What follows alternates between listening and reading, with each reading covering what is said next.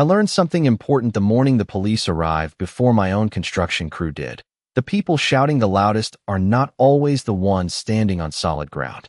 The July sun had barely climbed above the rooftops when I eased my dark gray pickup truck toward the entrance of the shopping center I had legally purchased just weeks earlier.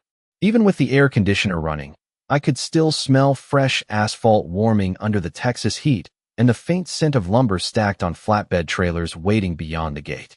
My contractors were already lined up along the curb, hard hats resting on dashboards, engines idling patiently as they waited for me to unlock the first day of a renovation project that had taken months of planning. Instead of rolling through the entrance, I found 3 sport utility vehicles parked sideways across the driveway.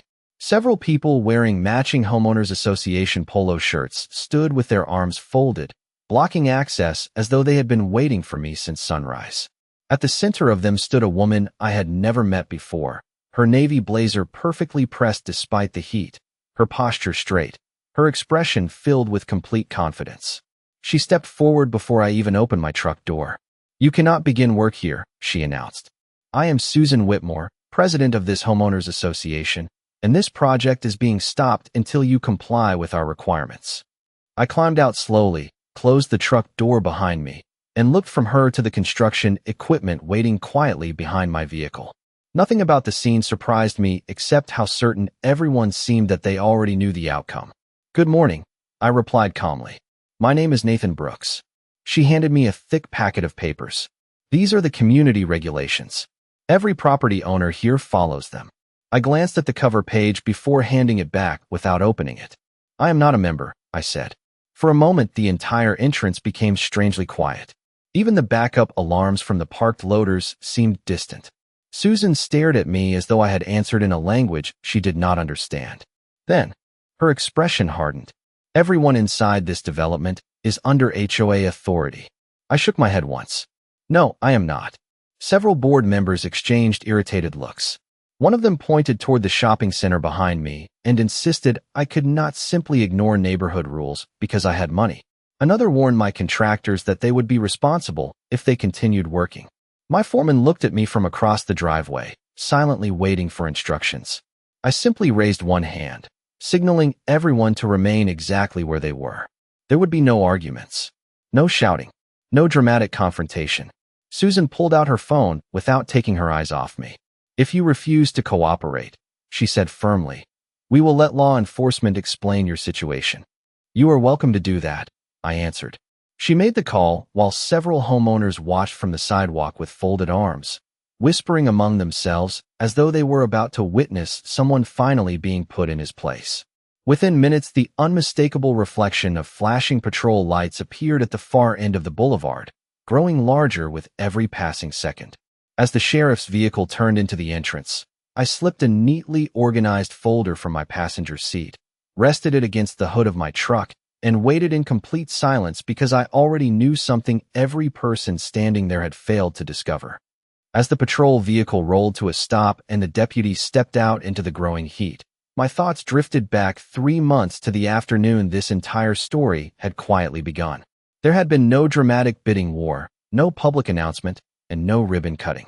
My company specialized in overlooked commercial properties with strong long-term potential, and this aging shopping center had immediately caught my attention because everyone seemed focused on the surrounding neighborhood, while almost nobody paid attention to the actual ownership records. I spent weeks doing what experienced investors always do before signing a single document. I walked every parking lot, inspected every roof, reviewed engineering reports, studied drainage maps. After heavy rain, and hired an independent surveyor to confirm every property boundary. My attorney, Daniel Mercer, ordered complete title research from the county while I reviewed every recorded easement, lease agreement, and maintenance contract connected to the property. Nothing about the purchase happened quickly because I had learned years earlier that patience is usually much less expensive than fixing a careless mistake after closing. When the final report arrived, it confirmed exactly what I believed. The shopping center occupied its own legally recorded commercial parcel, completely separate from the neighboring residential subdivision governed by the homeowners association. The property lines had been established decades earlier, and every document matched the official county records without contradiction. Even more interesting, one of the retail office spaces inside the shopping center was leased to the community management company that operated the homeowners association office. It was an ordinary commercial lease that had been renewed under previous ownership, and nothing about it suggested future conflict. I assumed the transition would remain routine because tenants rarely concerned themselves with who owned the building as long as their lease continued uninterrupted. After closing, I deliberately kept a low profile. I did not schedule a public announcement or introduce myself to nearby residents because my priority was completing permits, construction planning, and contractor scheduling before beginning visible improvements. Lisa Carter, the property manager I hired immediately after the purchase, coordinated inspections with engineers, electricians, paving contractors, and landscape designers while I approved budgets and reviewed renovation timelines. We planned to replace deteriorated sidewalks, resurface the parking lot, upgrade exterior lighting, improve drainage, refresh landscaping, and modernize several aging storefronts without disrupting the existing businesses. Every contractor received a detailed schedule explaining exactly when equipment would arrive, where deliveries would be staged, and how traffic would continue flowing throughout. Construction. I wanted every business owner to experience as little inconvenience as possible because their success would ultimately determine the property's future value. During those preparations, nobody from the homeowners association contacted me. I received no letters, no requests for meetings, and no questions about ownership. That silence reinforced my belief that everyone understood the shopping center operated independently from the residential neighborhood beside it. Looking back, I realized both sides had been making assumptions without speaking to each other. The difference was that mine were based on recorded documents, surveys, and legally enforceable agreements, while someone else had apparently built their confidence on years of habit instead of verified facts. Standing beside my truck that hot Texas morning with a deputy walking toward us, and Susan Whitmore waiting confidently across the driveway, I understood those two completely different versions of reality were finally about to meet face to face. The deputy introduced himself as Collins with the calm professionalism that comes from responding to hundreds of neighborhood disputes every year, yet I could tell within seconds that he understood this situation might be different. He greeted both of us politely before asking the simplest question anyone had spoken that morning. "Can someone explain what is happening?" Susan answered before I could say a word. She confidently explained that I had refused to comply with homeowners association regulations, ignored repeated instructions to stop construction, and attempted to begin work without recognizing what she described as the authority of the community board. Several board members immediately supported her version, pointing toward the waiting construction equipment and insisting that if work began without HOA approval, it would create lasting problems for the neighborhood. Deputy Collins listened carefully without interrupting anyone, occasionally writing short notes inside a small notebook. When Susan finished, he turned toward me with the same calm expression. "Sir, I would like to hear your side." I rested one hand on the folder sitting on the hood of my truck before answering. "Deputy, this is my commercial property. My contractors are here to begin scheduled improvements. I have not argued with anyone. I simply explained that I am not a member of the homeowners association." Susan immediately shook her head. "That is impossible. This entire development has always been under our oversight." I looked at her without raising my voice. "Respectfully, those are two different statements." The deputy glanced between us before asking whether either side possessed documentation supporting their position. I nodded once. "Yes, I do." Before I opened the folder, however, Susan stepped forward holding several printed binders containing community rules, architectural guidelines, landscaping policies, and neighborhood regulations. She placed them on the hood of one of the parked sport utility vehicles, as though presenting final proof. "Everything is explained here," she said confidently. "Every property owner follows these requirements." Deputy Collins carefully flipped through several pages before asking a question that seemed to surprise her. "Do these documents establish ownership of this commercial parcel?" Susan hesitated for only a brief moment before replying that the association had managed the surrounding area for many years and that everyone understood how the neighborhood operated. I noticed the deputy write another short note before returning the binder. He did not challenge her answer, but he also did not accept it as proof. Meanwhile, my construction crew remained exactly where I had instructed them to stay. Engines were turned off, Hard hats rested on truck dashboards, and no one crossed the entrance. My foreman occasionally looked toward me for guidance, but a simple nod assured him that waiting remained the right decision. There would be no confrontation from our side regardless of how long the delay lasted. Susan then warned that every additional minute we remained at the entrance increased potential violations and future consequences. I quietly reached into my pocket, called Daniel Mercer, and explained the situation in less than a minute. He listened without interrupting before saying only one sentence: "Do not argue with anyone. I am bringing every recorded document." I thanked him, ended the call, and slipped the phone back into my pocket. When Deputy Collins asked who I had contacted, I answered honestly, "My attorney." For the first time that morning, I noticed several confident expressions around the entrance begin to soften just slightly, because everyone suddenly realized this disagreement was no longer based on opinions. Within a few minutes, it would become a matter of verified records, legal boundaries, and facts that could not be changed simply because someone believed they had always been right. The next 15 minutes felt unusually quiet, almost as if everyone standing at the entrance understood that whatever happened next would settle the disagreement far more effectively than another argument. Deputy Collins remained beside his patrol vehicle, occasionally speaking into his radio while patiently waiting for additional information instead of rushing toward a conclusion. Susan Whitmore never stepped away from the driveway. She stood with her hands folded, speaking confidently with the other homeowners association board members while occasionally glancing toward the construction equipment still lined up behind my truck. Their confidence had not disappeared. If anything, it seemed to grow stronger the longer we waited. One board member quietly remarked that attorneys could argue anything, but neighborhood rules had always governed the area. Another insisted that previous commercial owners had always cooperated with the association. I listened without responding because I had no interest in debating memories when official records would soon answer every question.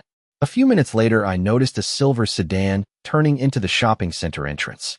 Daniel Mercer stepped out carrying 2 organized leather document cases instead of the single folder I had expected.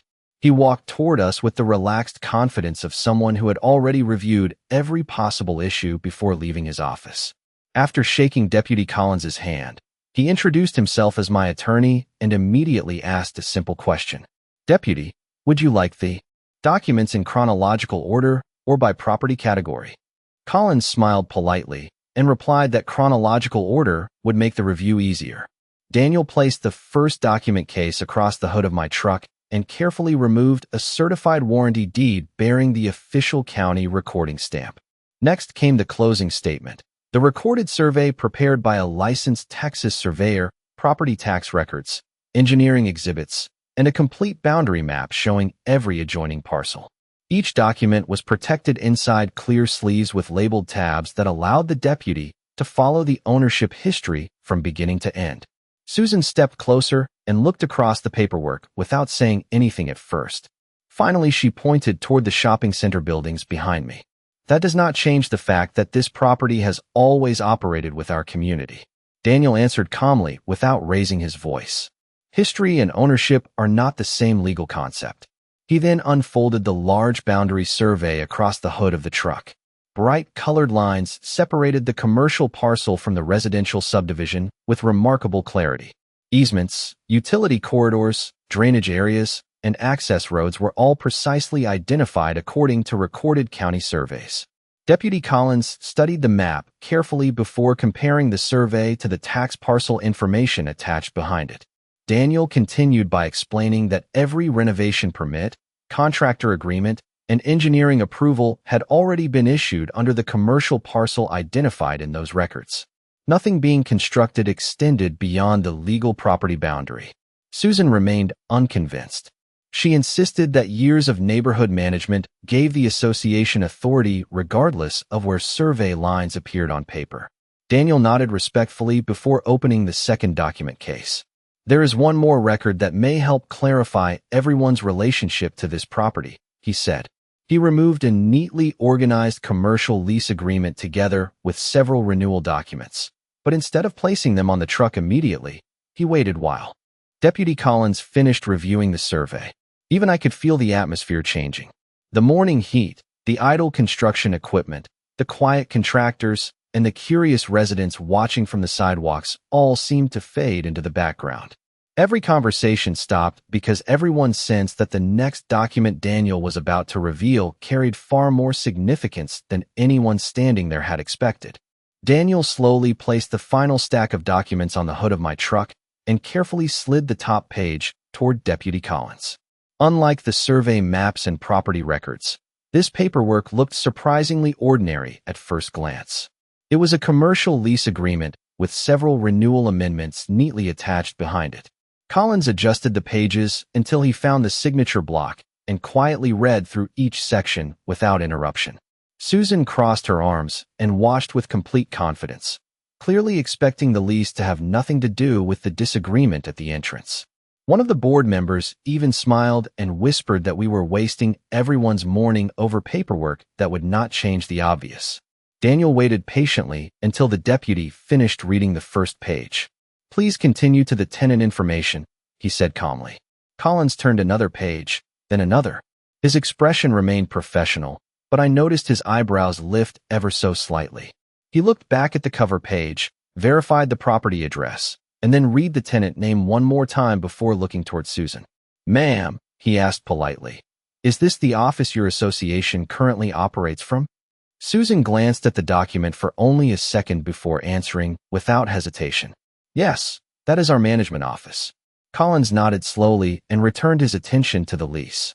Daniel spoke in the same calm voice he had used all morning. "Deputy, that lease was transferred during the property acquisition.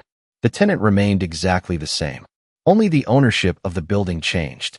The deputy turned to the assignment documents attached behind the lease agreement and carefully matched them to the certified warranty deed he had already reviewed. Every recording number, every parcel description, and every legal reference aligned perfectly. The silence that followed felt heavier than any argument that had taken place earlier. Finally, Collins closed the folder and looked directly at Susan. "Based on the documents I have reviewed, the commercial parcel belongs to Mr. Nathan Brooks through his company. The lease also indicates that your association's management office is currently renting space inside this commercial property." Nobody spoke. Even the construction crew standing beside their trucks remained completely still. Susan looked from the lease agreement to the shopping center behind me, as if she were trying to reconcile two completely different versions of reality. "That cannot be correct," she said quietly. Daniel gently slid another certified copy across the truck hood. The county recorder verified the transfer after closing. "Here is the official recording confirmation." Collins compared the recording stamp with the earlier documents one final time before handing everything back. "I do not see any evidence that the homeowners association owns or controls this commercial parcel," he said evenly. "The documents indicate separate ownership and separate legal authority." For the first time that morning, Susan did not immediately respond. Several board members exchanged uncertain glances, and the confidence that had filled the driveway only minutes earlier seemed to dissolve beneath the weight of verified records. I looked toward my contractors, who were still waiting exactly where I had asked them to remain, and then back toward Deputy Collins. I had not raised my voice once.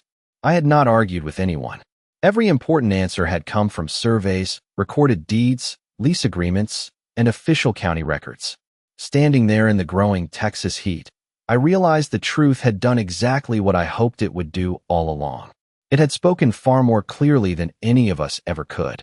Deputy Collins closed the final folder, handed every document back to Daniel Mercer, and took one slow look across the entrance before speaking in a steady, professional voice. That immediately changed the atmosphere. "Based on the certified records presented today, I do not have any legal basis to prevent this construction project from moving forward. Mr. Brooks has demonstrated ownership of this commercial property, and I have not seen evidence that the homeowners association has jurisdiction over this parcel." His words were calm, but they carried more weight than every argument that had filled the driveway since sunrise. Susan remained silent for several seconds before asking if there was anything else that could be reviewed. Collins answered respectfully that any remaining disagreement would be a civil matter between private parties, not an issue for law enforcement, unless new legal documentation established different ownership or authority. Daniel thanked him for taking the time to carefully examine every record instead of making assumptions. I appreciated that more than anything because patience had allowed the truth to surface naturally. Collins then turned toward me and asked whether I intended to proceed with construction that morning. Yes, Deputy, I answered. Exactly as scheduled. He nodded once before reminding everyone to keep the entrance clear so traffic could move safely through the shopping center. As soon as his patrol vehicle slowly backed away from the driveway, I looked toward my foreman and smiled for the first time that day. All right, I called across the parking lot. Let us get to work. Within seconds, the familiar sounds of a construction site replaced the earlier tension. Diesel engines came to life. Backup alarms echoed across the pavement, and flatbed trucks carefully rolled through the entrance that had been blocked only minutes before. Forklifts unloaded pallets of building materials, while survey crews marked reference points for the sidewalk replacement. The smell of freshly cut lumber mixed with warm asphalt as workers spread across the property according to the schedule we had planned weeks earlier. Everything happened with remarkable order because every contractor already knew exactly where to go and what to do. There was no celebration and no dramatic victory lap. My crew simply returned to the work they had been hired to perform. Susan and several board members remained near the sidewalk watching quietly as the project began exactly on time despite the unexpected delay. I walked over before joining my contractors because I believed one conversation still mattered. Susan, I said politely, my goal has never been to create problems for your community. I invested here because I believe this property can become something better for everyone around it. She looked at the shopping center for a long moment before meeting my eyes. I believed we were protecting the neighborhood, she admitted. I understand, I replied. The difference is that protecting a neighborhood starts with knowing where authority begins and where it ends. She nodded thoughtfully without offering another argument. As I turned back toward the construction site, I noticed residents who had gathered to watch the confrontation beginning to drift away, replaced by the ordinary rhythm of delivery trucks, employees opening storefronts, and customers arriving for their morning errands. The entire scene felt surprisingly normal again, yet I knew something important had changed. Not because anyone had won an argument, but because verified facts had quietly replaced assumptions, allowing progress to begin exactly where confusion had finally come to an end. Over the next several weeks, the shopping center slowly transformed from an aging property people barely noticed into one of the busiest corners of the community. And what surprised me most was not the progress of the construction, but the change in the conversation surrounding it. Every morning, I arrived before 7 o'clock with a cup of coffee in one hand and the latest construction reports in the other. The smell of fresh concrete gradually replaced the dusty scent that had lingered over the cracked sidewalks for years. New light poles rose above the parking lot. Landscapers planted rows of native trees that could withstand the Texas summers, and crews installed energy-efficient lighting that made the entire property feel safer after sunset.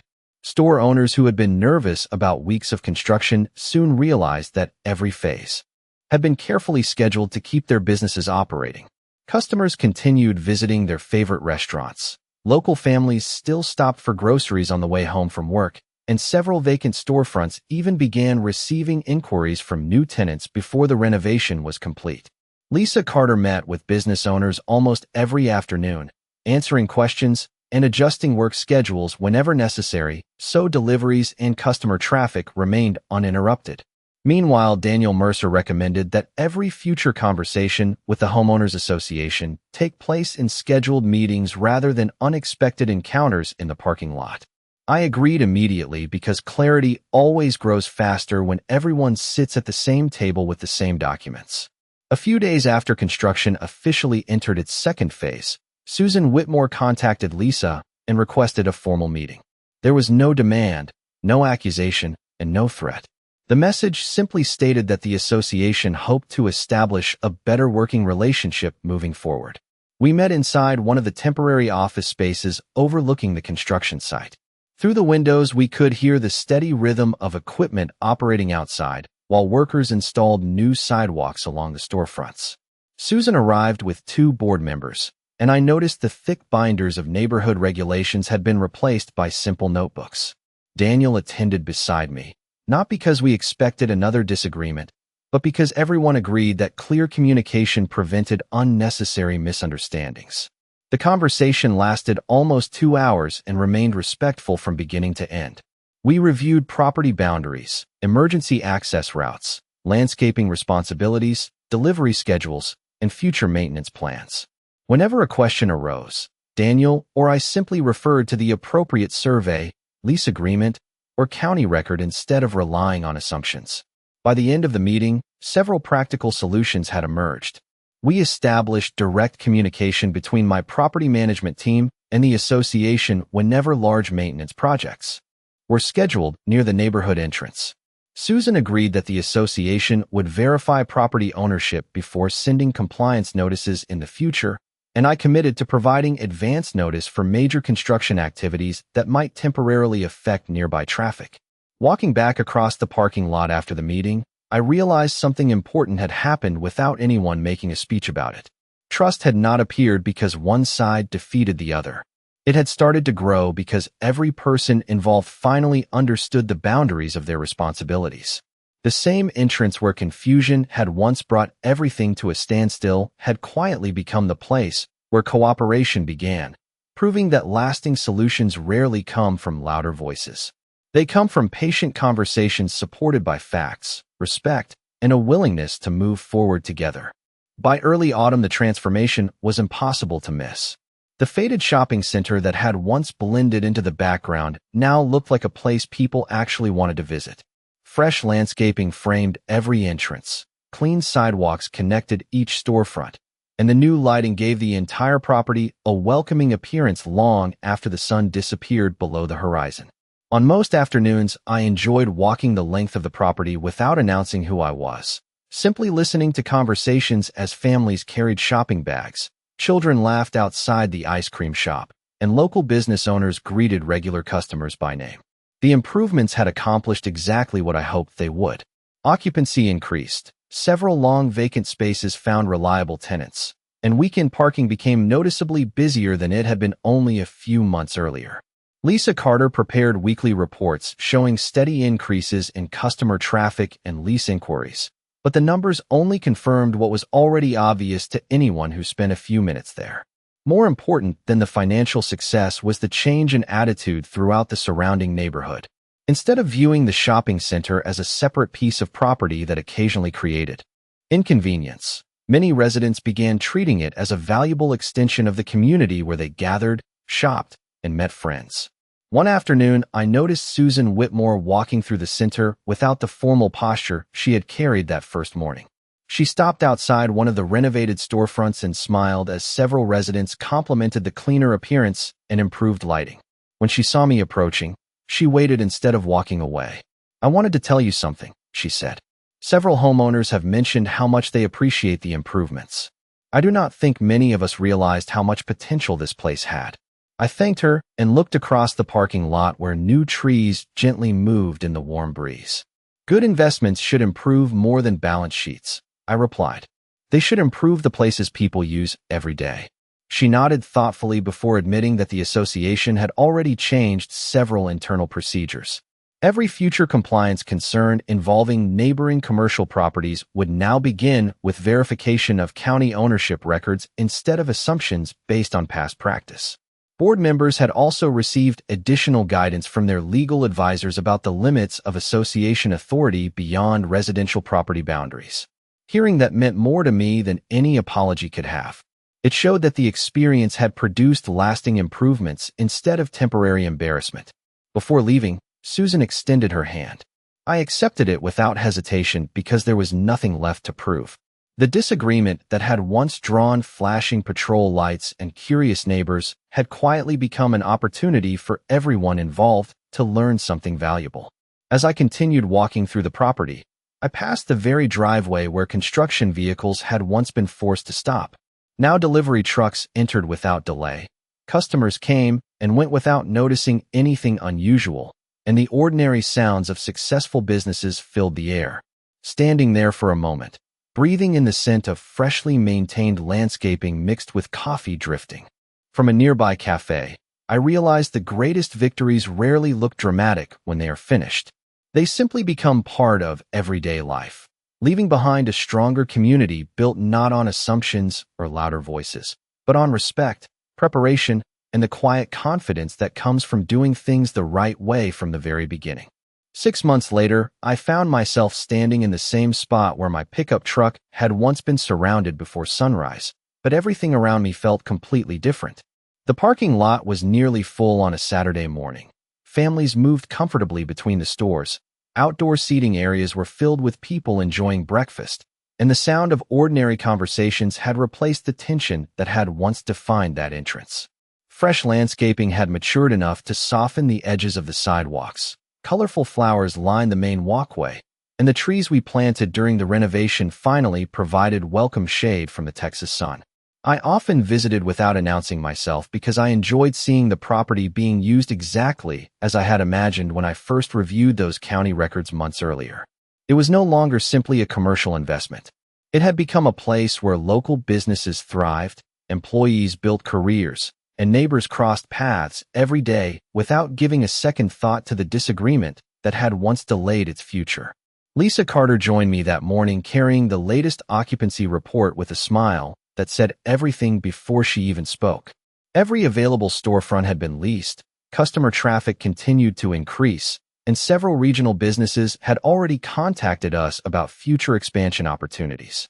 She joked that finding enough parking during the lunch rush had become the newest challenge, and I laughed because that was exactly the kind of problem every property owner hopes to have. A few minutes later, I noticed Susan Whitmore walking toward the entrance of the association management office. She paused when she saw me and smiled with genuine warmth instead of guarded confidence. We exchanged a handshake that felt natural, not because either of us had forgotten the morning when everything began, but because we had both learned from it. She told me the association had continued improving its internal procedures, encouraging board members to verify facts before making decisions and to communicate directly with neighboring property owners whenever questions arose. I told her I appreciated the effort because communities function best when respect travels in both directions. As she returned to her office, I glanced toward the window where the association's business name was displayed. It reminded me of the quiet irony that had surprised everyone months earlier, yet it no longer felt like a victory over another person. Instead, it served as a reminder that ownership, authority, and responsibility all carry equal obligations. Looking across the property, I realized that none of the documents Daniel Mercer had presented that morning had actually changed the truth. They had simply revealed it. The surveys, deeds, leases, and county records had always existed. The difference was that someone finally took the time to read them carefully instead of relying on assumptions built over many years. That lesson stayed with me long after the construction crews packed away their equipment and the renovation officially ended. People often believe justice arrives through dramatic confrontations or clever revenge, but my experience taught me something much quieter and far more lasting. Justice is built long before the conflict begins through preparation, patience, accurate records, and the willingness to let facts speak when emotions become loud. Every time I drive into that shopping center now, I still remember the flashing patrol lights reflecting across the pavement on that first morning, but I remember something else even more clearly. The strongest foundation any person can stand on is not confidence alone. It is confidence supported by the truth, because the truth never has to raise its voice to be heard.